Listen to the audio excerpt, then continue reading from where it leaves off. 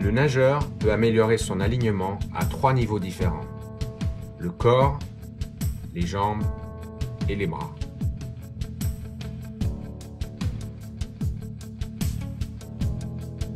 Le placement du corps dans l'eau est primordial. Si le nageur occupe beaucoup de place sur le plan vertical, cela génère du freinage. Dans l'idéal, le corps du nageur doit longer la surface de l'eau.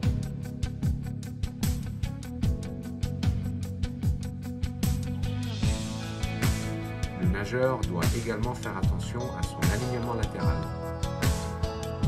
Un mauvais alignement latéral augmente l'espace occupé en largeur. Lors de son extension, le nageur ne doit pas croiser l'axe central de son corps. Si le bras croise cet axe, le nageur occupe plus de place.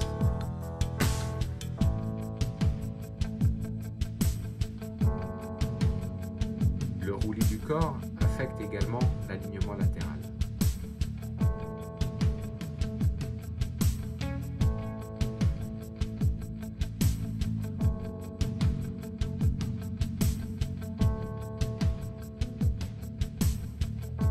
Quand le roulis est insuffisant, le nageur est obligé d'avoir un retour de bras très large pour garder la main hors de l'eau. Ce déséquilibre engendre une réaction au niveau du bassin qui perturbe l'alignement latéral.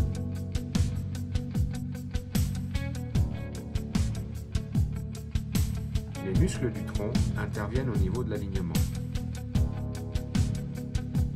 Une bonne préparation physique permet de renforcer les muscles et de stabiliser le corps.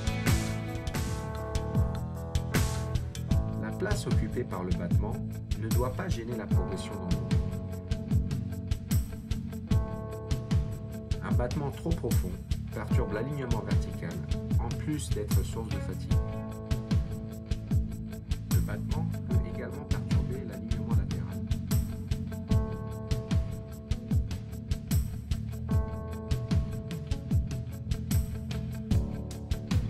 Même un détail comme la position des pieds affecte l'alignement.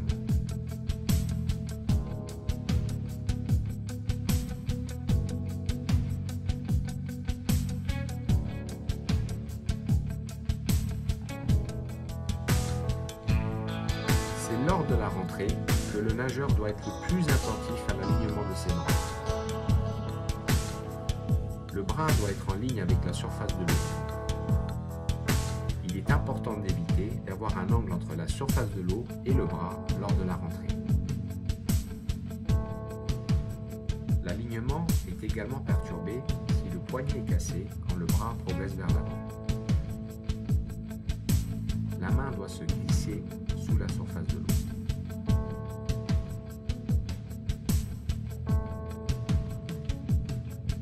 La rentrée doit également être en ligne avec l'axe de déplacement. Quand la rentrée se fait à l'extérieur de la largeur des épaules, une résistance est créée.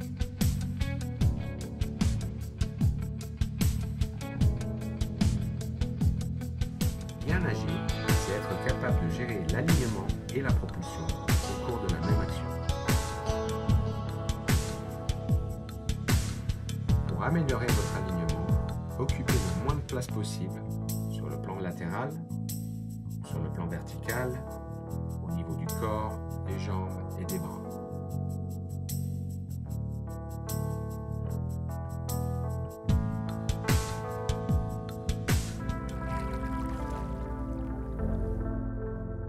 Une bonne technique de nage est le résultat de deux facteurs.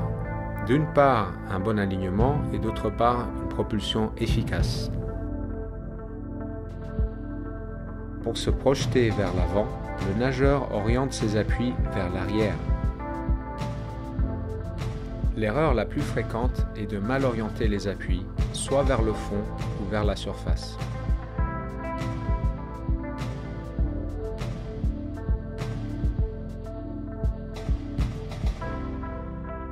Les nageurs experts utilisent l'intégralité de l'avant-bras et de la main pour se propulser vers l'avant. Il est important que l'avant-bras soit 90 degrés par rapport au fond de la piscine. Les nageurs novices ont tendance à tirer avec les coudes en premier et de se servir uniquement de la surface de la main. En nageant de cette manière, les bras ont tendance à tourner dans le vide et le nageur fait du surplace. Cela se traduit par une faible distance par cycle. En utilisant correctement les avant-bras, le nageur se déplace au-dessus d'un point d'appui qui est fixe.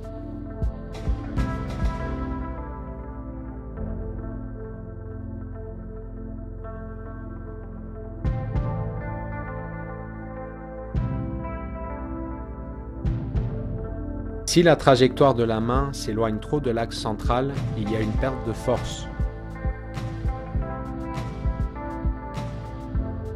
Il est important que la main suive une trajectoire rectiligne qui se trouve sous l'axe de l'épaule. Si l'avant-bras reste bien placé, le coude se décale inévitablement vers l'extérieur.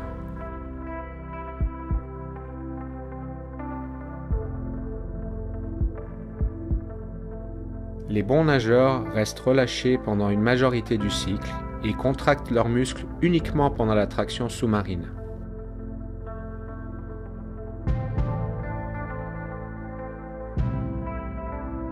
Les masses d'eau sont pulsées vers l'arrière et nous pouvons identifier deux phases de propulsion.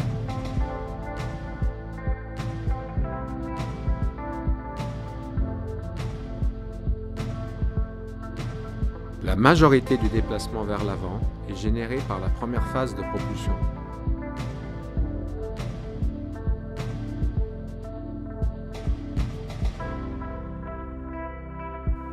Puisque l'eau est un milieu très dense, il est primordial d'avoir une propulsion continue en évitant les temps d'arrêt entre les phases propulsives. Le contre-exemple en natation est le crawl rattrapé. Le coût énergétique utilisé pour relancer la vitesse après chaque temps d'arrêt peut rendre ce style inefficace.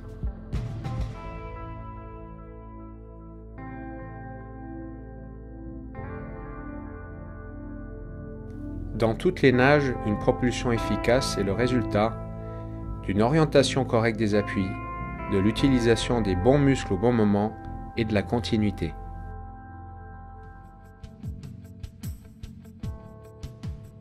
Bien respirer est indispensable dans toutes les activités sportives.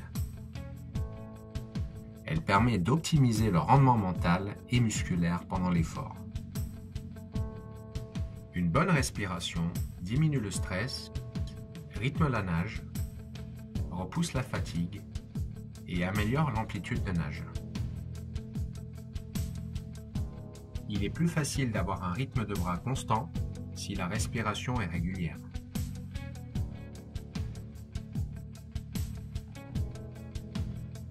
Si le nageur bloque ses poumons, l'apport en oxygène devient insuffisant et provoque stress et fatigue. Quand l'apport en oxygène est insuffisant, la fatigue au niveau des muscles se fait ressentir davantage. La crispation des muscles fait diminuer la distance par cycle de bras.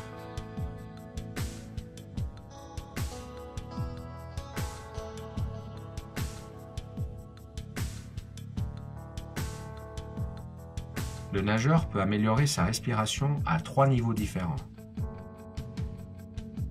Le timing respiratoire, la rotation de la tête et le choix du rythme.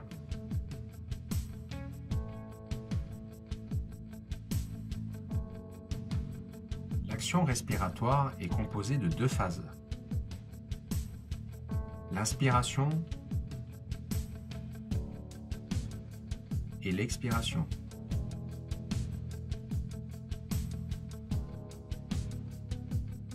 La respiration doit se faire sans interruption.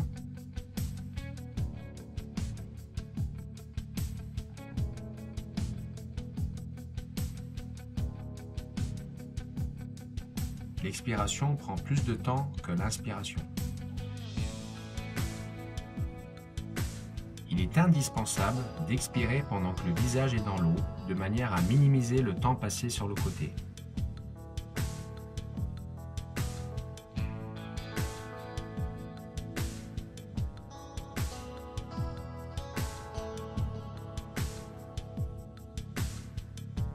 Inspirer à la surface et expirer sous l'eau peut souvent devenir un mouvement confus lors de l'effort physique.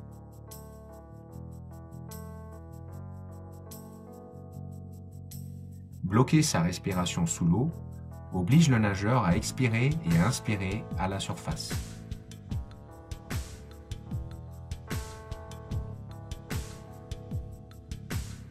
Le timing respiratoire doit être en harmonie avec la nage.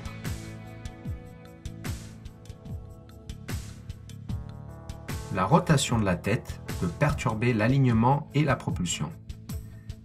C'est pourquoi, les 3/4 du temps, le visage du nageur est dans l'eau. Le temps passé sur le côté est minimal. La respiration doit être coordonnée avec le roulis du corps. Le passage de la main devant le nez est un bon repère pour initier le mouvement de la tête.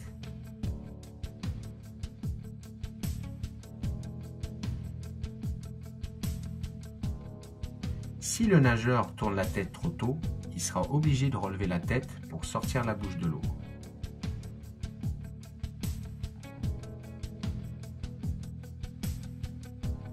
En augmentant l'angle de rotation de la tête, le freinage augmente.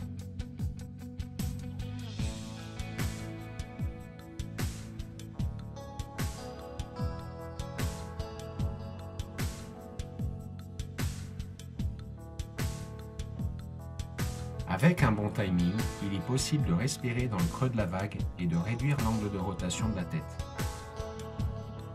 Quand le geste est correctement effectué, une lunette reste sous l'eau.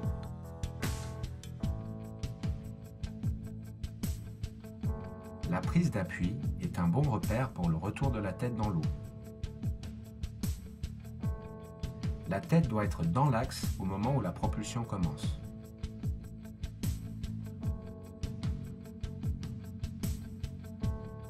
Si la tête revient dans l'eau en retard, cela affecte l'orientation des appuis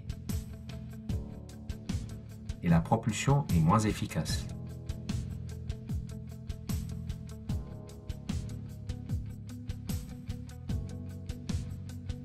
Le mouvement global de la tête est fluide et continu.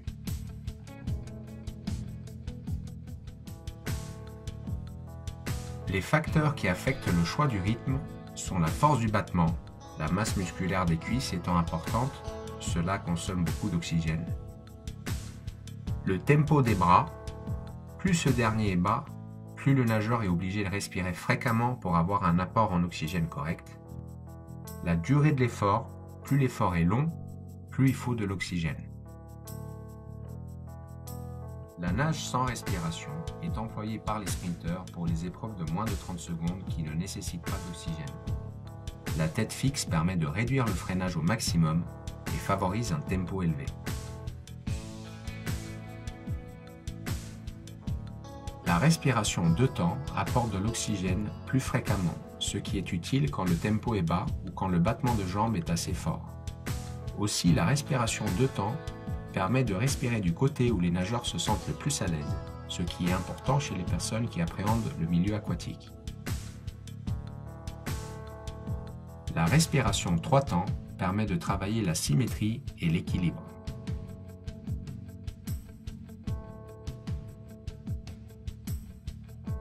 La respiration 4 temps est principalement employée par les sprinteurs ayant un tempo élevé. Si le tempo est trop bas, le 4 temps est inadapté car l'apport en oxygène devient trop faible. On retrouve le 4 temps aussi chez certains nageurs de demi-fond ayant un tempo élevé couplé à un battement léger qui consomme peu d'oxygène.